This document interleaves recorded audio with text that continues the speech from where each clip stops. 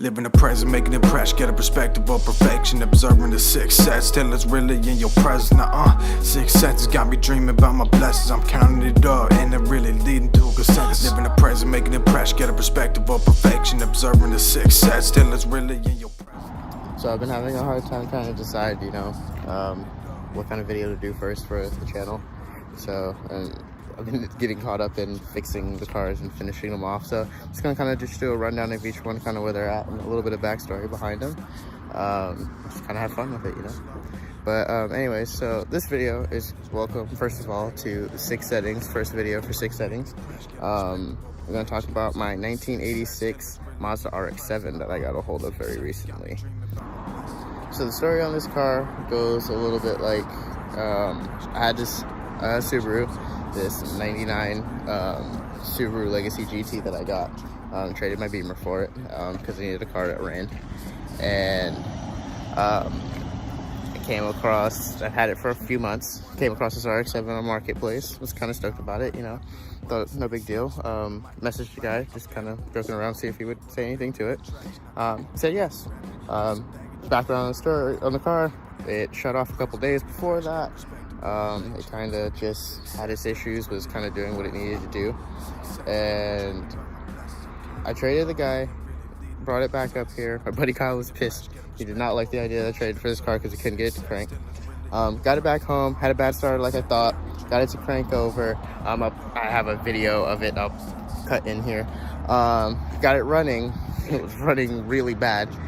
Losing compression, I'm pretty sure.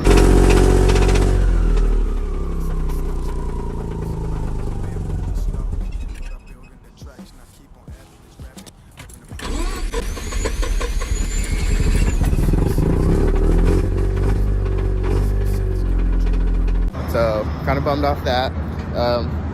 Talked to my buddy Trey. He actually had my old swap still, and I see that I traded him for the Supra, and got the swap back. Ripped the engine out of this one, put the new engine and trans in it, so it's an S5 swap again, doing the body harness all over, hence why everything all over the place.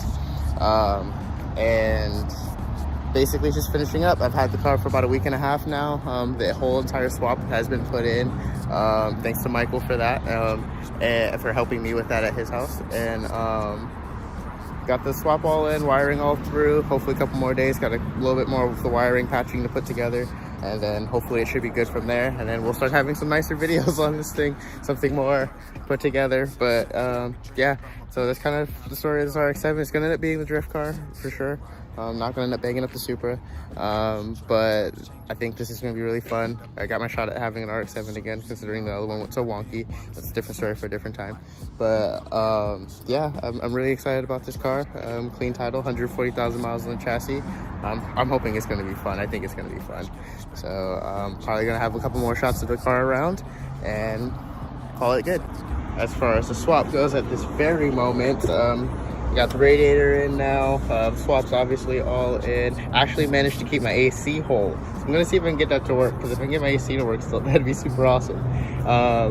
Getting this wired back in, gotta fix a couple of the spots that got cut due to like removal of the harness before. And this is technically the 3rd time I guess it's been put in the car, 2 of them by me.